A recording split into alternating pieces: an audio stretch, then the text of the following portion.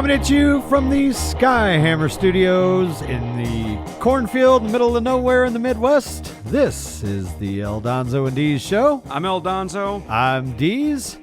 And don't forget, check us out on all of our socials, facebook.com/EldonzoDeez. Catch us on X at EldonzoDeez.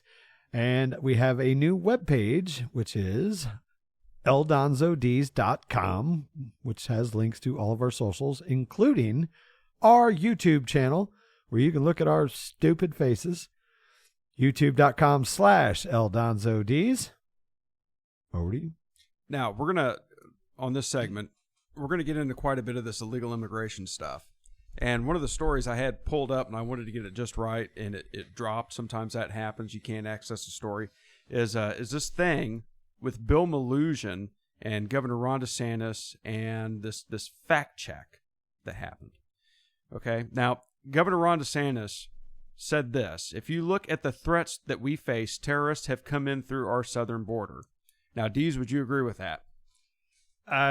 Yeah, I would have to say that, yeah, there's probably a few that have made the trek. Okay. Now, it was fact-checked by this chick named Eileen Sullivan. She goes, this is false. Since 1975, no one has been killed or injured in a terrorist attack in the United States that involved someone who came across the border illegally. According to Alex Noreste. Oh, come on, Eileen. Come on, Eileen. Yeah, that's right. Line her up. The Vice President for Economic and Social Policy Studies at the Cato Institute, a libertarian think tank. Now, they fact-checked this, and they didn't do a very damn good job of it because, first of all, he never ever said, that anybody's been killed or injured in a terrorist attack in the United States due to somebody coming over the southern border. Yet. No, he never said that. Wasn't his quote. If no, you look I'm just at the saying, threats that we yeah, correct. Yet. It's going to happen. Yet. So Melugin replied to this. The New York fact check aged like milk in the Eagle Pass summer, which Eagle Pass is where all these illegal immigrants are coming through. Actually, that's incorrect. They know that they've caught terrorists coming over the border. That's a fact. They've actually caught them coming over the border, not to mention the gotaways.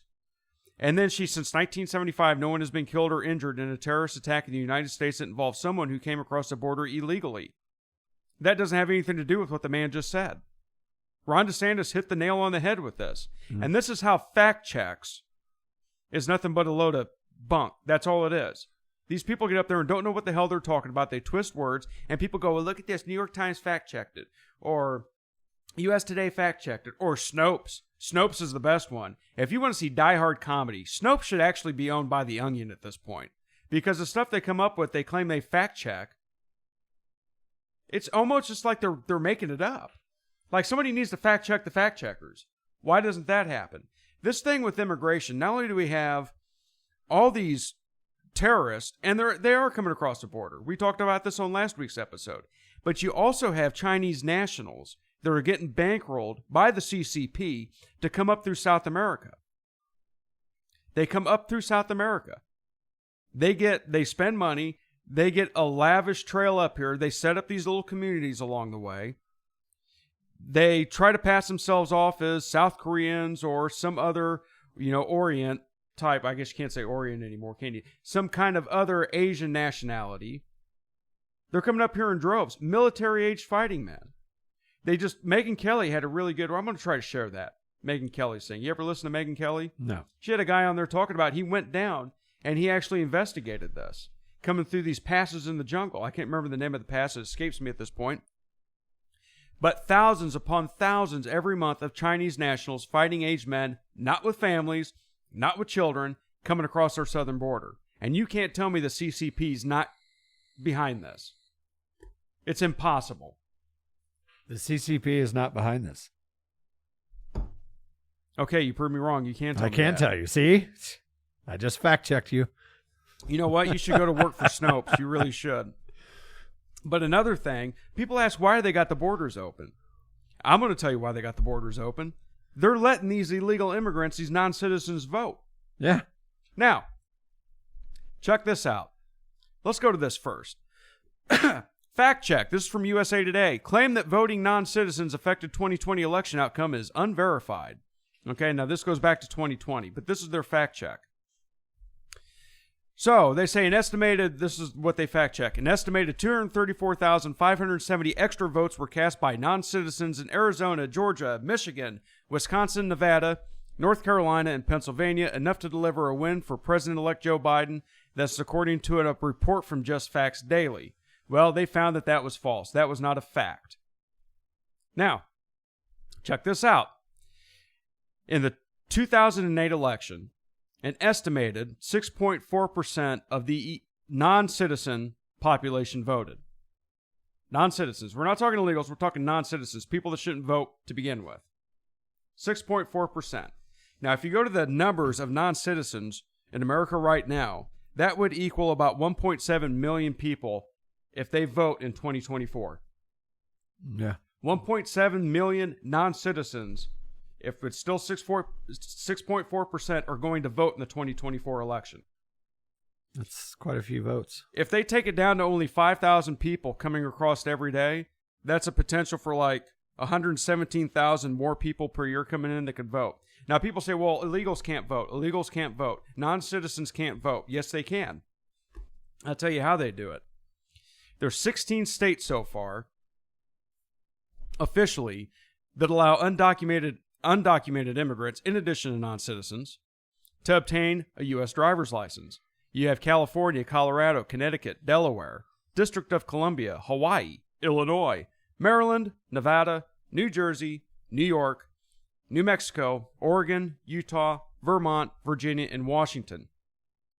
These are 17 states.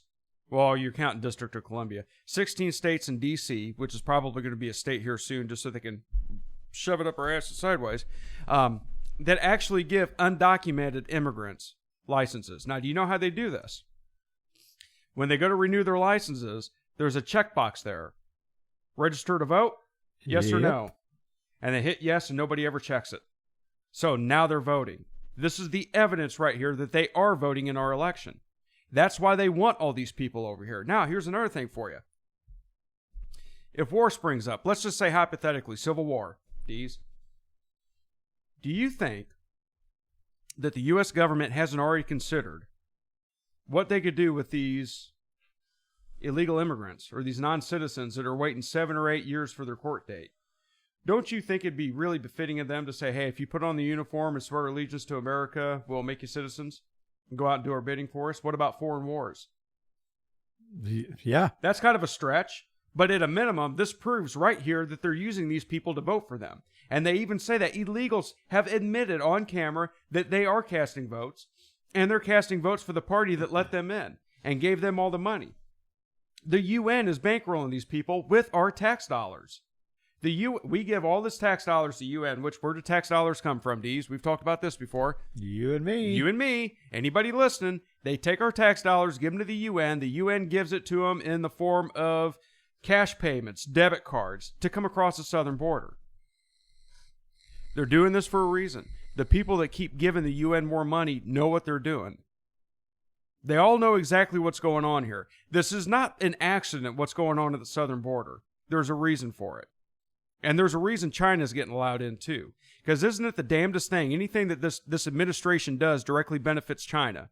Now, if China ever wanted to attack us, the best thing China could do, which would be any adversary's dream, is to load up the country they're going to attack with their own people.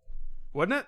Well, yeah. If you could get 300,000, 400,000 of your troops into our country, that's a no-brainer. And they're doing it. We're watching this happen before our very eyes. Now, here's further evidence for you. Now, this is kind of good news, but how we got to this so-called good news isn't good news. Let me see how much time we got here before I got on my diatribe. Yep, we got time to get it in.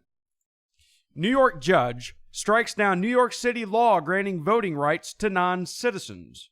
A New York State judge on Monday struck down a new law that would allow non-citizens to vote in local elections in New York City. Now, I'm glad the judge struck it down. But the fact that New York passed a law that allowed non-citizens to vote in their local elections. Now, I got a question for you. Who do you think those non-citizens are going to vote for? The people handing them all the free stuff? Yeah. We talked about Nassau County and all these places in New York that were flipping and going red. There's a reason they're doing this. Okay?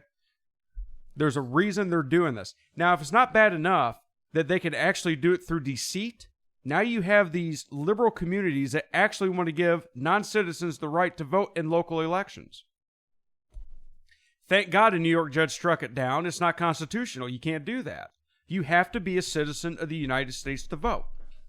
That's all there is to it. Now, speaking of the other monstrosities that come from this, we've got Rick Harrison. We talked about his son, Adam Harrison, passed away. We're going to get into this on the next segment. Rick Harrison is going scorched earth on Joe Biden. He's come out publicly, said he's in support of Trump. He lost his son who had drug issues. Rick Harrison is the Pawn Stars. Pawn Stars, yeah. Yep, the host of Pawn Stars, the Pawn Stars guy. You know, this is all it takes in this country anymore, whether it be pot, whether it be getting some Vicodin pills from somebody you know, whether it's you want to do a couple lines of cocaine on the weekend. You don't know what you're getting. It's one of the dumbest things you can do at this point. Either if you're dying of a fentanyl overdose, you're either an addict and you need help, or you're just stupid. And I say this because if you're an addict, you're going to do whatever you can to get it, and it's like playing Russian roulette. Yeah. I say you're stupid if you just do this stuff on the weekends, because you're running a major risk of getting stuff that's laced with fentanyl. Don't do it. You know, maybe if everybody can wake up, we can take this fentanyl thing and turn it around and actually use it for some good, which is everybody stops doing all this stupid stuff. It's the Aldonzo and D Show. We'll be right back after this break here at the Skyhammer Studios. And we were talking about the fooly monkey shines going on with what's going on with the immigration, or the illegal immigration, and the non-citizens voting in this country. And yes, I'm here to say right now, they are voting, and they're not voting for conservatives. Okay? Now, Trump has got an edge. He's got, let's see here real quick. I'm going to pull this up. Let's see if I can find it. His support amongst Mexicans, Latinos, let's pull this story up real quick just to show you, has increased substantially. Trump has got a plus 17 over Biden with whites, and he's actually edging out Biden with Hispanics by 1 point. Biden's got 59% of support with blacks, which is a demographic he supposedly won, with 90% support in 2020. Trump's got a plus over him of 19 with independents. So now you see all these minorities and independents that are now jumping ship. So they're saying Trump's at nearly 41% support with African Americans, which is historic. He's at, I guess it's 51% support with Hispanics. And those are legal Hispanics, people that are here legally. So isn't it telling the ones that are here legally, whether they're Hispanic or not, they're from South America or not, they support the conservative. They're not supporting the guy that's not handing out free stuff to them constantly. Yeah. Why else would they not want to bring these people in across the border and get their constituents and their base built up? Well, I mean, they're here the right way, probably working, earning money, paying taxes, and they see where their money is going. Now, recently, and we talked about Snoop Dogg came out and endorsed Donald Trump. This is a big one, too. I think it's, we argued about whether Taylor Swift's endorsement of Biden or Snoop Dogg's endorsement of Trump, which I still think Snoop Dogg's is a lot bigger considering their history together. Rick Harrison has slammed the border policy in the United States as insane due to this fentanyl crisis. The 58-year-old Pawn Stars TV personality son, Adam, of course, died last month at the age of 39 due to a fentanyl overdose. He had an interview with Fox News Digital. He praised President Trump after meeting with him following the loss of his son and blasted politicians for being complicit in all these deaths. You want to talk about a war? 100,000 U.S. citizens a year are dying from fentanyl that's shipped over from China and brought in through the Mexican border. Wouldn't you say this might be a World War III right now? It's pretty bad. 100,000 people dying of something that came from China, and they're worried about the Kung flu. Anyway, Harrison went on. He says he's an incredible individual, and he wants to do something about this. And I don't know about you. I think Trump, if he can get back in, we talked about the chances of that with what the Democrats are doing, I think he'd shut the damn thing down on day one. What do you think? Well, I think he could put a significant dent in it, yeah. I mean, he pretty much put a significant dent in it. You're not gonna shut down the drug trade. No, you're not. But you can really. It's not just the drug trade either. It's a human trafficking trade. Yeah. Anybody that's keeping the border right now is complicit in this. It's keeping the border open, excuse me.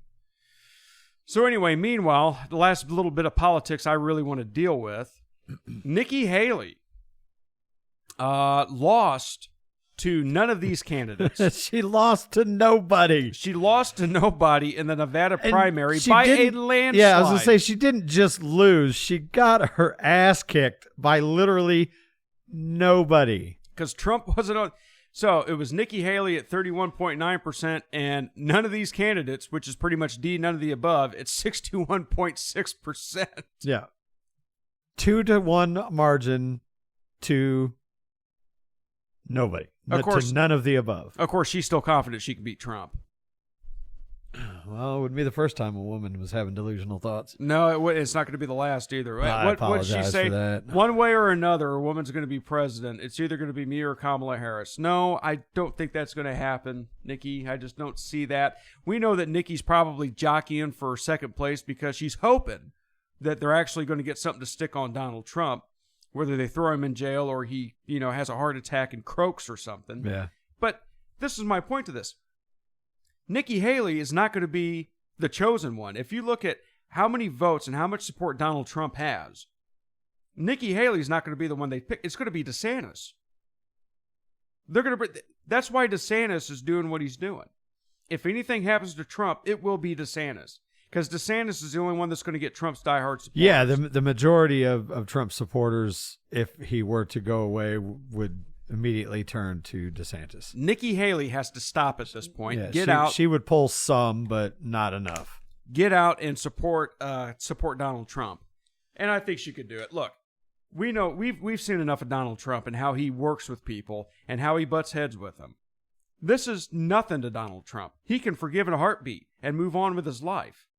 He really can. Look at this thing with Ted Cruz and Marco Rubio, and then the back and forth with DeSantis. And now he thinks that DeSantis, I wouldn't say is his best buddy, but he's good with DeSantis. He doesn't care. It happened in the past. Move forward. He just wants to support. He just wants to get back in the White House. Well, he got him to drop out. So yeah, it's all good now. Yeah, I mean, there it is. No need to sling any more mud. So, yeah, Nikki Haley lost by 30 points to nobody, so she's not going anywhere. A lot of people speculate that this is just her setting herself up for 2028. I'm sorry. I don't see anybody that loses this badly to nobody getting a leg up in 2028. I just don't. No. I just don't. Maybe DeSantis, because if Trump actually gets in there and does good, maybe, but I don't see Haley. Now, Riley Gaines. I think DeSantis, if Trump does go forward and does win, while I don't necessarily think he will be the vice president, I think DeSantis will have a spot in the cabinet and will potentially lead to him running in 28.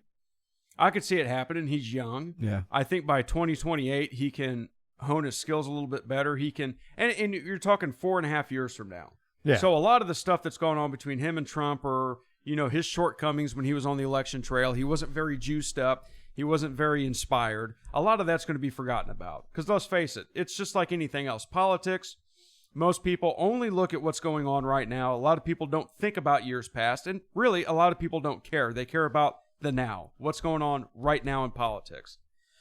But I think it's going to be a big thing. If Nikki Haley would just stop. She recently got $16.5 million to her campaign. Now, I don't know who's funding that besides Democrats at this point, because her biggest supporters have been Democrats. People like Liz Cheney and Mitt Romney. Mitt Romney, what a fart in the wind. Talking about farts in the wind. You know how the left is so compassionate and understanding and caring? Well, of course. Okay, so Riley Gaines, I don't know if you heard about this. They had this, Riley Gaines had Bethany Hamilton, who's a famous surfer. Do you know who Bethany Hamilton is? I know the name, yeah. Lost her arm in a shark accident. Yeah. They had this thing called it had this at Brave Books Library. It was they read from children's titles, kind of opposite of Drag Queen Story Hour. Transgender activists didn't like this, that you had two wholesome, semi-conservative, nice American women reading wholesome books to children. They actually That's terrible. It's terrible, isn't it? Beautiful women, strong women, encouraging today's youth to not be snowflakes. There's a picture, and we're going to get this up on the website. One of these transgender activists, the lefties are tolerant, showed up with a stuffed shark doll to protest. This is the tolerant left. Look at this egghead. And I got a question. What drives people to actually get out there and protest two women reading wholesome books that didn't talk about D's and A's and stuff like that? Remember that book we talked about? Why would they talk about me? What was that Senator Kennedy was reading? Oh, I can't remember the title of it. But yeah, and I applied the lube and I worked it in, and it hurt, but it was a good kind of pain. Something about, I can't remember what he was. Yeah, way more graphic than that, but yeah. Story time with Senator Kennedy. So that's... shit. What happened? I just almost upended my table with my...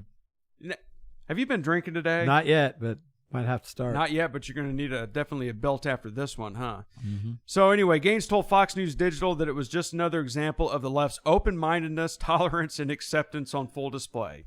She went on, this is the tactic they use time and time again. They want so desperately to mock, intimidate, and threaten those they don't agree with into silence, but this was a step too far. I have no words to describe how messed up it is to directly mock Bethany Hamilton and her traumatic experience that cost her arm by bringing a shark to a children's story hour. Dare I call this protester an ableist? So, anyway, just one more example of the tolerant left whining. Oh, did you see the same... Nancy Pelosi's kind of slurring her speech at this pre-Grammy gala. Did you happen to see this? No. Nancy Pelosi and, of course, Paul Hammer Time Pelosi attended the Clive Davis pre-Grammy gala in Los Angeles on Saturday. Pelosi briefly spoke with the media about the 2024 election, and she sounded a little off. I'm going to play this for you real quick. We got just enough time here, I think. Let's have it. Here's Pelosi. First of all, how are you tonight? I'm good. How are you? Amazing that I'm talking to you, and I have to ask you, who's your favorite musician of all time? Now, you see, I'm a politician. Okay. And I would never say that because I have in different categories, in different eras. So I have a full appreciation of many. Are you excited to see anybody tonight? Everybody. Clive Davis. There you go. She is a politician. And I do have to ask you, should people be nervous about the election this year? Well, we should all be active about it. Today, the president had a tremendous victory in South Carolina. He got over 95% of... Wow. She just can't help herself. No wonder Paul Pelosi took a hammer to his own head, too. I'd probably do the same thing if I was married to that lush. What do you think, Dees? Take something bigger than a hammer. This is the Aldonzo and Dees show. We'll be right back here from the Skyhammer Studios. You know what I really, really love? That PBS documentary show, Finding Your Roots. Have you ever watched that? I couldn't tell you what channel PBS was. It's on PBS. Anyway, Finding Your Roots, they do the same. They bring people in, famous people, and they trace their DNA back. And it's hosted by Henry Louis Gates Jr. And they trace your DNA back and tell you where you came from. And it's really interesting is sometimes they take these black liberals that believe in reparations and find out that their family owned slaves. I think LeVar Burton was one. They found out LeVar Burton's great-great-great-granddaddy owned slaves or something. Which he was in that, what was that film? Roots. Roots. There you go. Finding Your Roots. Kunta Kinte. No, Toby. Toby. Your name is Toby. My name is Kunta Kinte. Well, anyway, something really funny happened. Sunny Hostin, who's on The View, who's an insufferable twit.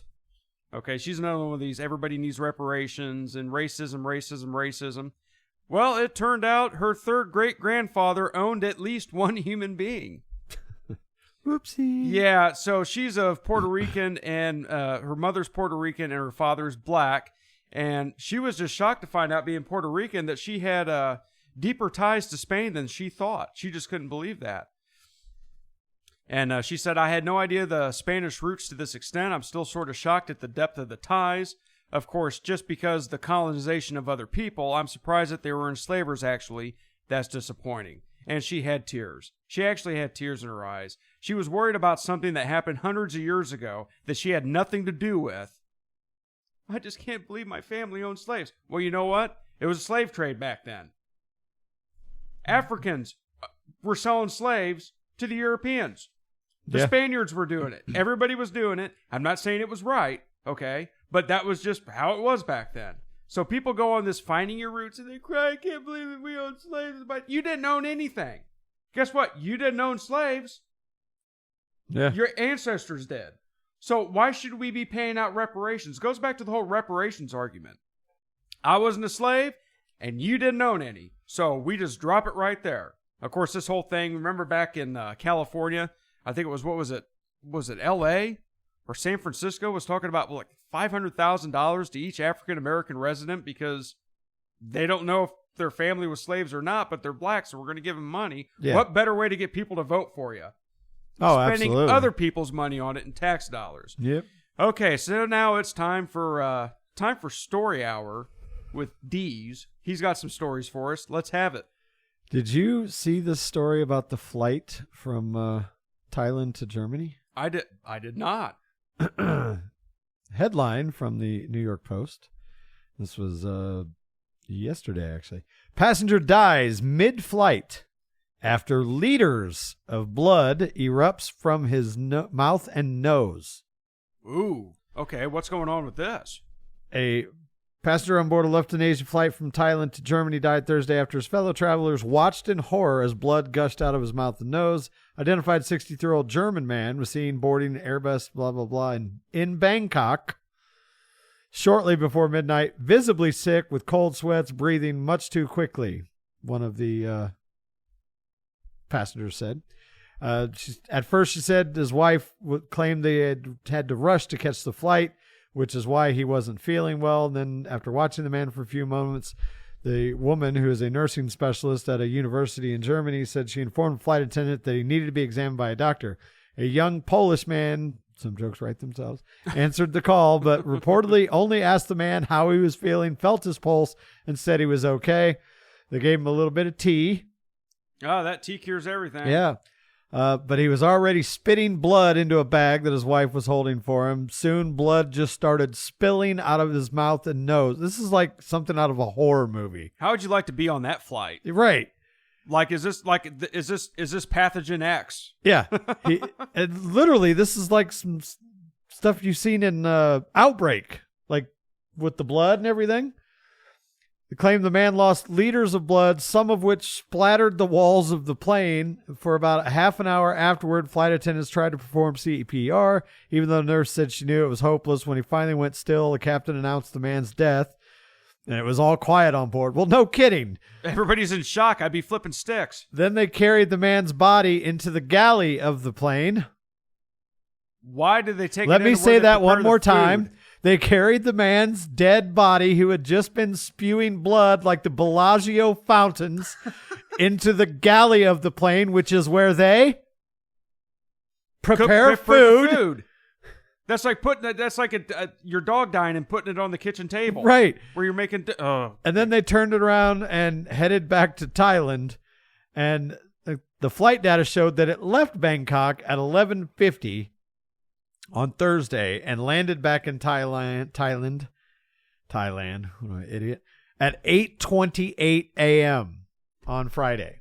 So that's, do the math, 8 hours with a dead guy who's got a fireworks show of blood spewing from his mouth and nose. Well, that's not just, I was going to say, that's not just 8 hours with a dead body on board. That's 8 hours of what in the hell is going on board. Yeah. And no word as of yet as to what the hell happened here. But I don't know. Off the top of my head, I can't think of any known illnesses that would cause something like this. Oh, well. Like, is this the new, like, super West Nile monkey SARS that we're going to have to deal with? I'm sure there's going to be a shot for it here in about 6 months that we can all take. Yeah. This is literally, do you not recall, like, one of the opening scenes of Outbreak? Yes, I do, actually. The dude steals the monkey, and then he gets on a plane. And he starts bleeding? And coughing all over everybody in the plane, and that's how it literally spreads to the whole... Because one of the women on the flight, they show the little camera of the virus, the spittle, whatever, flying through the air and landing in her mouth, and then she kisses her boyfriend, and her boyfriend gets sick, and then the whole movie theater... Yeah, like, Literally, this is the plot of a movie. What the hell is going on here? Well, this pathogen X we talked about, this is supposedly we're in danger of this thing cropping up. And I hate to cast stereotypes and those types of things, but it came from a country in Southeast Asia. Well, and remember as well, now we're not saying that this could have been a medical episode this guy was having. Okay, but now just remember something. What are we in right now? We're in an election year. Yeah. So nothing is going to surprise me that pops up. Yeah. Nothing at all.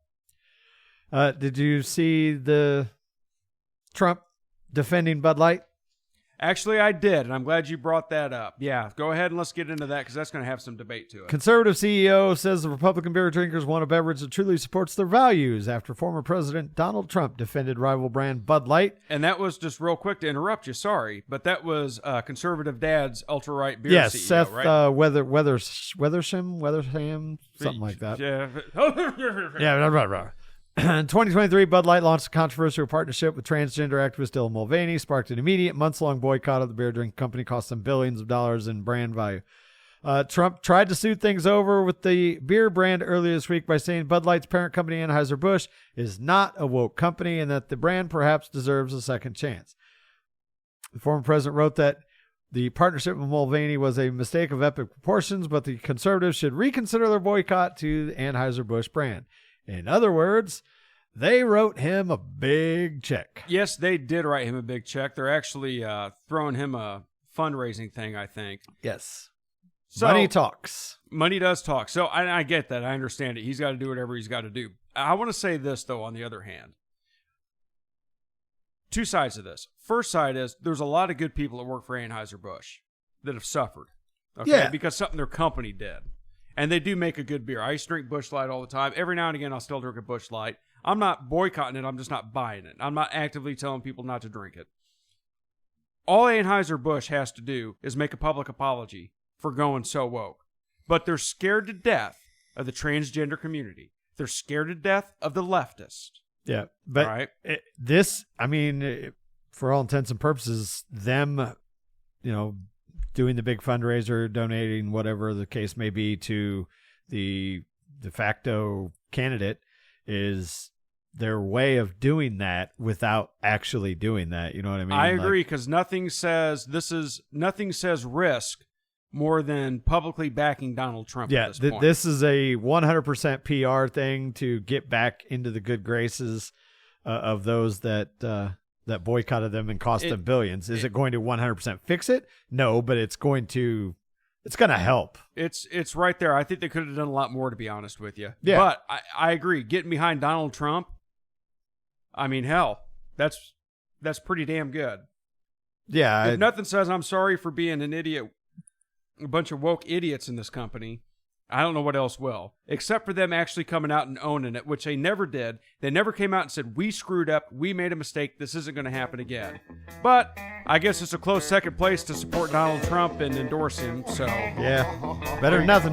Better than nothing. This is the Aldonzo and D Show, and we're better than nothing, coming at you from the Skyhammer Studios. We'll take a quick break, and we'll be right back. What do we got? This is the last segment. You better send us into a tizzy with these news stories, Deez. Well, this is a bit disturbing.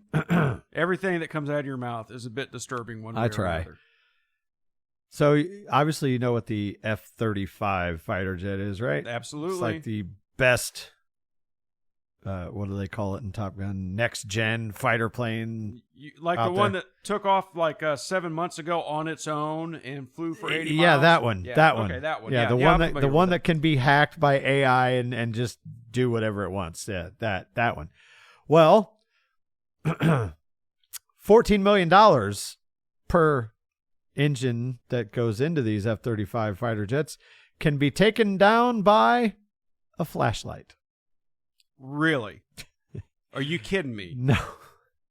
A flashlight is responsible for causing irreparable damage to the $14 million engine of an F-35 based at Luke Air Force Base in Glendale. A report by the Air Force Aircraft Accident Investigation Board, that's a mouthful, that's what she said, showed the incident happened on March 15, 2023, while the jet was undergoing some routine maintenance Somebody work. left a flashlight in it.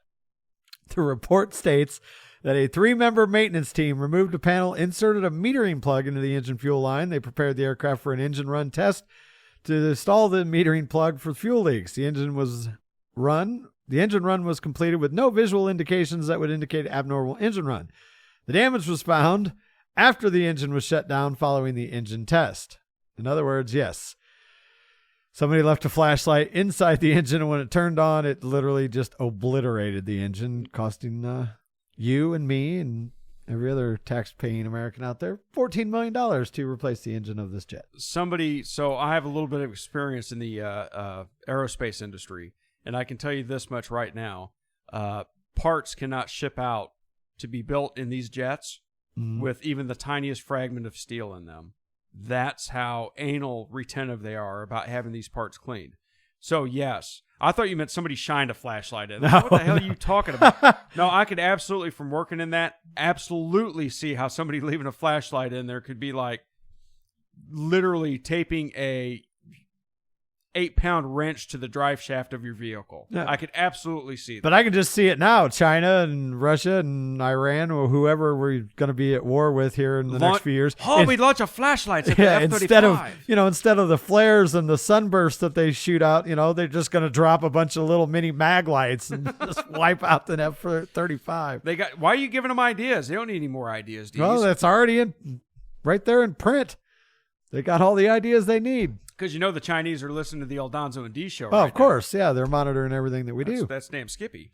South Carolina may become my new favorite state because there is action on the legislature that they want to bring back firing squad and the electric chair. I think it's a great idea. I do too, and I think it should be public on pay-per-view. And it's cheap. Yep. It's cheap.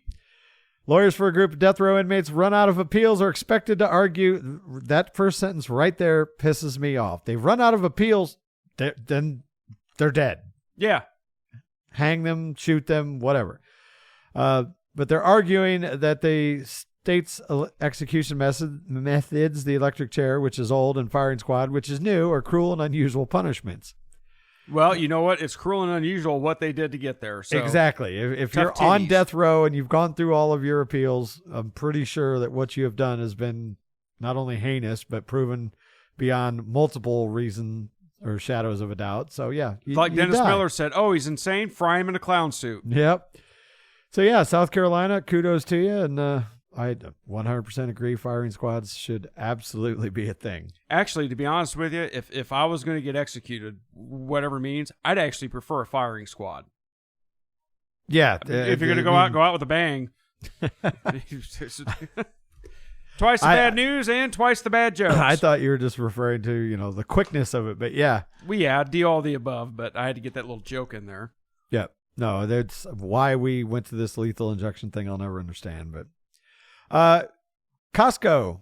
Are you a member of Costco? Have you ever been to a Costco? I'm not a member of Costco. I am not. Have you ever been in a Costco? I think I have, yeah. So they're massive, and you can literally buy anything, usually in major bulk. Well, this might give you reason to join Costco.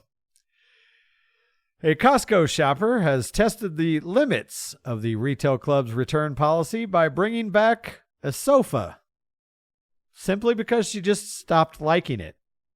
She said, I just didn't like it anymore. We don't like the color anymore. The shopper, Jackie Nguyen, said in a TikTok video, it's been viewed roughly 3 million times since she posted it on January 23. How long did they have the sofa for is my question. 3.5 years. And Costco took it back?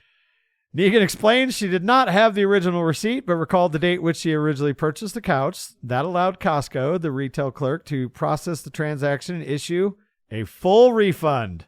After you used the damn couch for 3.5 years? 3.5 years, filled with beer farts and who knows what else. What other kind of stuff you wouldn't want to see under a black light. Right.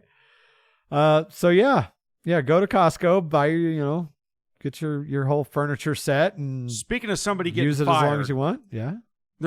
I don't believe there's somebody messed up there. Yeah. So their Costco's return policy states, it's right here.